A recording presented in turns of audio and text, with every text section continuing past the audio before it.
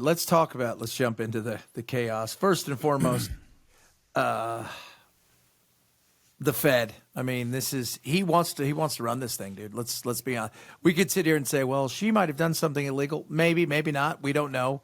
But we know what's going on. I mean, you'd be an idiot not to see what's going on. Yeah, from observing Donald Trump for a while now, I could be completely wrong, but I think that he doesn't want to take over the Fed, but I think that he wants to beat them in submission so they do what he wants. And I think he's going to say that he wants to take over the Fed as leverage. That guy's never not negotiating. You know what I mean? He's constantly working an angle. And like I said, it's the whole interest rate debate for me is kind of an odd one, because hearing people that are backing up his take on it is kind of a head scratcher. And you and I have talked about this. When I say that, I'm not anti-Trump. I've been a Trump supporter. But just looking at the data, now there's a little bit of noise and there's some things in there that aren't good. But you get a revision to Q2 GDP that comes out today, and you were growing at 3.1%. You show me how do we trust that after all the things that have happened? My fear is, okay, how do I trust anything like that because of everything that's just happened?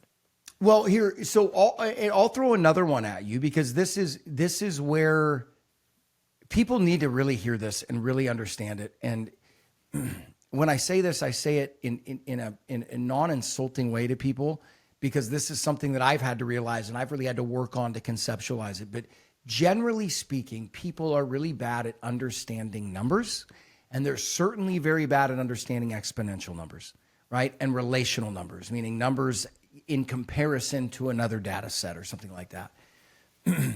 We have to question everything that comes out right now, because I have gotten to the point where I believe that GDP is an extraordinarily ineffective way to measure the growth of an economy. And let me articulate why I think that. GDP, and I'm going to be grossly oversimplistic in this explanation, but GDP is effectively the addition of all transactions that go on in an economy in a given year, and it's just the sum total, right? Well, when you think about the textbook definition of a recession, which is declining GDP for 2 quarters in a row, and when you stop to think about the fact that the U.S. stock market as a percentage of the economy is now the most expensive and the biggest it's ever been, right? The U.S. stock market is worth more than double the entire size of our economy, okay? Which is a record. Then you look at government spending, deficits running at 7%, historically average 1.5% to 2.5%, 130% debt to GDP. The reason I bring this up is, if you show me a year in which the stock market is up 10% and the government increases its spending, just the average increase it's done over the last 10 years, it's almost impossible to have a recession, right? And because the numbers have gotten so big, meaning you could have it's one of the reasons that you see the housing market in just complete standstill, and yet we still see full employment and we still see positive GDP prints. Yeah. Why is that? Well, because whatever negative impact housing is having on it is getting washed out by the fact that the deficit spending is going up by $500 billion next year. U.S. stock market's up another 10%. Why is the U.S. stock market a big factor? Well, when the market gets that big as a percentage of the entire economy, and the market itself is, and truthfully, U.S. GDP or U.S. market capitalization, the summation of the value of our stock market is approaching 3 times the size of the economy.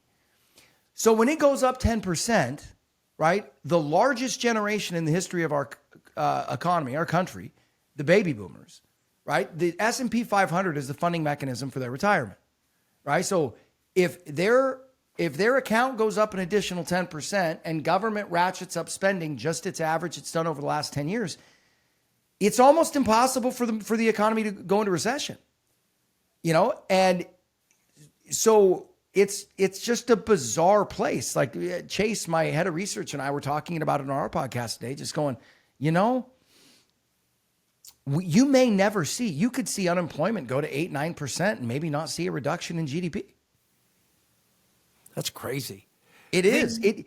We are in weird times. I mean, to say we're in weird times, Chad. Man.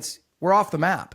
I feel like, Nvidia comes out with their earnings. You're just like, what? And then I look at this, and of course they're going to have probably some issues next year with China, and because they really want to make sure that market is really open, and they don't just want to sell second and third generation. But that bubble, I feel like if that was the bubble that burst, that the market would be in some serious trouble. Oh, well, yeah, because so if Nvidia bursts, or even all of the AI outside of them just took a dumper. The carnage would be. I mean, the carnage would be massive, and that's the other problem. And this is something people don't understand. There is so much paper wealth out there. And when I say paper wealth, I mean, the Palantirs of the world that are trading at 110 times the revenue, right? Palantir is a really good company. The market capitalization of their stock is complete anathema, right? They're not going to hold that valuation. You and I both know it. That's not going to hold over time, right? So when you start, now, here's the flip side. Okay, well, one company's overrated. That company's worth, what are they, over 300 billion in market cap? Like, that's what people need to realize. You're right. One company doesn't do it.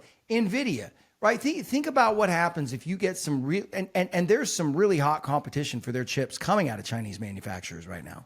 And Google's got some competition. There's a bunch of competition coming down the pipe at Nvidia.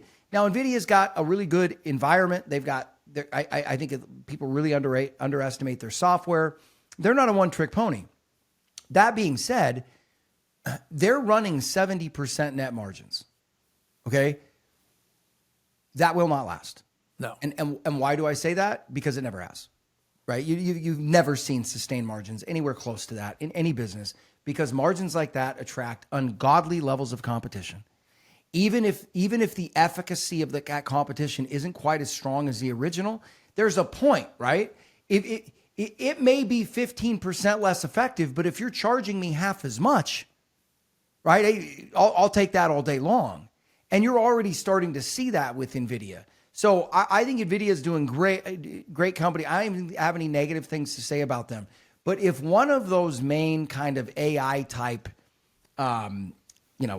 hinge stocks, or the hub stocks, those ones really at the center of the AI deal, if they pop, I think you're right. I think the market has serious trouble because remember the way that I look at it is, if an Nvidia gets hit for 30 or 40%, what's a Palantir going to do? Yeah. What's an Apple going to do? Right? What are these companies? What's a Tesla going to do? Look at all the I mean, at the end of the day, Nvidia's got a eye-watering valuation, but then you go do the analysis, and they're trading at 32 times forward earnings, which is spendy, right? But again, you got to look at what they're doing. I mean, it's pretty incredible. My whole point, though, is if one of those AI bellwethers gets hit, a lot of other things that are, like, for instance, Nvidia is spicy as far as it's valued, right? Nvidia is a value stock compared to Tesla, right? And Tesla ain't just a small, that's a $1.1 trillion company that's probably not worth $200 billion. No. So that's crazy. And this week, I saw Lutnick out there, and he's talking about, they're taking a 10% stake in Intel. I don't get how they're doing this. They wants to build a wealth fund, which I think is insane. I don't know how you can have any stock that's trading in the marketplace and think that the government can take a role in it, even if it's a non-voting share, and not think they're going to funnel everything they possibly can to these companies. And don't tell me it's for national, it's for military secrets and national security. BS, because Intel is nowhere near all Lockheed Martin. Like 97% of Lockheed Martin is the government. Don't tell me Intel's nowhere near any of those. And they're going to do it more, man. And I have a problem with that. First of all, if you want to talk about communism, whatnot, now we're owning the means of production. Secondly, how can I not think that you're going to, now that you own a stake in this, you're not going to funnel them? Well, okay. So I think there's a lot there. I happen to be pretty close to seeing it the way you do, which is, so first of all, I do think there's some nuance involved. The U.S. clearly has to lock down and have some type of congenial relationship with a domestic chip manufacturer. Chips have become It's the arms race. It's the arms race. Chips to the economy today really are what iron ore would have been to an economy 60 years ago, right? Just the baseline: iron ore, coal, and oil, right? And chips are that today. And so you have to have domestic producers. So going down that road to have tighter ties with Intel and encourage them to keep building out domestic manufacturing, I'm all for that. We need to make sure that we have a domestic chip manufacturer that is economically unexposed, meaning that won't go out of business if you have a bad economic event. Yeah. So that kind of creates a kind of a tough scenario, because we're going to have government involved to a level that guys like you and I are not generally comfortable with. Okay. That's a lot different than taking a 10% equity stake. Yeah. And you can call it non-voting all you want. It may be non-voting, but it can make phone calls. Yeah. Right? It may be non-voting, but half of those guys in that room have written checks to the guys elsewhere to make sure they get the stuff done. So you may not be voting, but the guys that write me checks, guess what? They're voting. Right. So another complication of this is I don't feel very comfortable, because I'm assuming that somebody will challenge this in court. I don't know that it's constitutionally acceptable to have a sovereign wealth fund. And let me explain why. A sovereign wealth funds came out of countries that had very small populations and very large oil reserves. So they were generating profits that far exceeded their country's need to finance themselves, right? So they had massive surpluses. So what do we do with those surpluses? We go invest them, right? Now, that's got problems that come with it, but if you're a country that's sitting on massive surpluses and generating massive surpluses every single year, it's probably incumbent on you to go put that money in a productive place, right? We're not in that situation.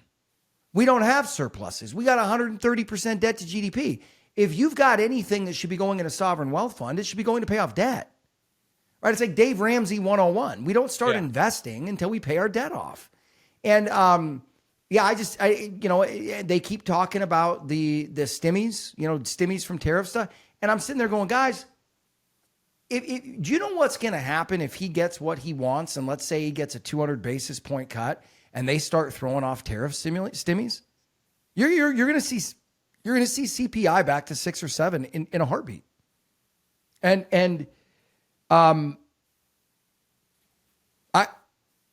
don't really, I got to be honest with you. I don't really understand this. I don't understand the tack. I think one of the most attractive things about the Trump administration, both the first iteration and this one, was how they hit the ground running. And I'm telling you right now, the way I feel like it is, I kind of feel like they've lost the narrative. Where is the focus on the shredding of regulations? Where is the focus on the ripping down of the apparatus of the state to execute lawfare against anybody? Why are we not talking about that? We're worried about generating stimmies when we're 130% debt to GDP. And again, for those people listening out there thinking I'm bagging on Trump, I'm not. We're just not like the left. We're not sycophants. You got to call it like you see it. No, and I'm going to do it with everybody I vote for. And quite honestly, like when I hear about AOC and Bernie Sanders and stuff doing, I don't even think twice about it. I expect idiocy and nonsense out of them, right? Yeah. I expect that. But when people that I look at as honest actors or people that I think are serious human beings in these roles, a Scott Bessent comes to mind. Trump himself comes to mind. Scott Bessent is the only voice of reason when it comes to the financial side. I think Peter Navarro and Ludnick and them, I do believe they're kind of yes men and they're pushing their own thing. I think Bessent's the kind of guy that looks there and goes, yeah, this may be good for the 1%. But the other 99% are going to benefit off this. Those guys are Rolls-Royce caviar people. The guys that drive the pickup trucks and stuff, they're not living off this. No, and I said this yesterday. What I think is going on, and I could be 100% wrong, but to me, it feels very much like an Occam's razor type of explanation. What I think is going on is I think Besant and most of the economic people in the Trump administration know exactly where we're at. And they know that the only way out of this hole, which to be fair to them, they've had very little to do with, right? The only way out of this hole is to inflate our way out. And it is. It's the only option. Meaning you could get restraint and you could find religion and you could, institute fiscal austerity, but that is going to generate outcomes that are unpalatable politically, right? So, meaning, you and I have talked about this. Recessions, we have decided at some point that recessions are no longer politically expedient and we won't allow them. They're not good for business, right? So I think that they know that higher inflation and a somewhat long-term trend of a falling dollar is the only way out. And I would agree with them wholeheartedly with that. I just think that they're getting sucked in to the lie that is, you have to communicate this way. You can't tell people the truth. We've got to play politics with that. And I think Trump is really, when he does that, I think he's playing into his enemy's hands. And the reason why I say that is I go back to the first election. And in my opinion, the night he won the election was the night of the debates that he had with Hillary Clinton, when he looked at her and said, I know you're crooked because I paid you, right? And the whole crowd gasped. And I remember sitting there yelling, he just won this. I yelled it. And the reason why I said it is because people are dying. Don't tell me I'm crazy, right? Tell me the truth I see right in front of me. And if you do that, I'm willing to stomach a lot of things that I didn't think I was, because I am so tired of being gaslit by everybody, right? I say that on a daily basis. Just, if you think people can't handle it, well, you know what? You treat them like children, they're going to act like children. Treat them like adults, so you're going to have to nut up. Guys, we're going to have to pull our belts a little bit tighter. It's going to be not as smooth as you like to think it is. And, and I mean, I would like to think that if we weren't so politically divided that you could come out with a message like that and not have pay the piper, meaning if he loses the midterms that you're going to be impeached and that's all they've got on their mind. Their mind is beating Trump. They're not even about winning the midterms. It's just they only want to win the midterms so they can beat Trump. They're not interested in the reality of it. George Bush said no new taxes. He had to raise taxes. Why? Because it was the right thing to do. Right, 100%. But here, and this is what's frustrating me about them, and I really think that they're playing, in my opinion, and I say this with all humility, Trump is a far better politician than I could ever dream of being. Okay, but I just think they're being too smart by half. Okay, I understand where they're coming, but the desire, hey, we got a problem that we didn't make, guys, but we're here to fix it. And here's the deal. Here's the upside. We're going to get this situation under control. The downside is the dollar's going to depreciate and we're going to have higher inflation than most people are comfortable with. But that's the facts. Here's how we're going to address it. Bing, bing, bing, bing, bing. Just hit them right between the eyes. Go, yeah, we want to cut interest rates. And we know that it doesn't meet the historical criteria. But what we know is that we're going to have to run this economy a little bit hotter for it to continue to grow because of the debt problem. And we got to inflate our stuff away. And he should and when they start playing politics, all he has to do is look at the camera and go, these are the same people that kept your kids out of school for a year and a half and told you had to take the vaccine or you're going to die. Okay. Yeah. They're going to lie. They're going to lie to you over and over and over again. I'm not going to. I'm going to tell you the truth. That's why we're different than they are. They made the mess. They don't want to clean up the mess, because if they admit they got to clean up a mess, they got to admit they made one, right? Yeah. And just lay out the truth. Quit trying to play fire with fire. He's trying to play a traditional political game, in my opinion, and that's not why he got elected, right? He got elected because he wasn't doing it traditional. So stay with that. And it's just frustrating right now, because I'll be honest with you, even as a supporter, I'm looking at them going, guys, I can't explain what you're doing for you, and I do this for a living, right? Help me help you, man. It's a tough thing to do. Third quarter, we'll see, all things said and done, what it really looks like. But we're heading in the fourth, man. I think this is where we start to see the tariffs, especially when it comes to things like Christmas toys stuff. I think that's where we're going to feel it. You've said it at the beginning of the year, and I've echoed it along the way. I always thought it was going to be the fourth quarter when we would feel it, because that's when we'd have a real idea of who's actually got what and go from there. And I just have a sense, especially when it comes to the consumable goods that make up a lot of our holiday season, it's going to be a little bit more spendy. It is. Now, again, remember, that's going to be counterbalanced by increased spending too on the government side, right? And here's where I'm a little bit nervous for a variety of reasons. One of them would be volatility. I mean, you want to hear something that's kind of crazy? With all of this stuff going on behind the scenes and all of the potential threats going on a macro level and all the different things we got, I turn around and look at the volatility index, the VIX. The VIX front month futures are at 16. Okay, that tells me that is a market like that. I'm trying to put this in a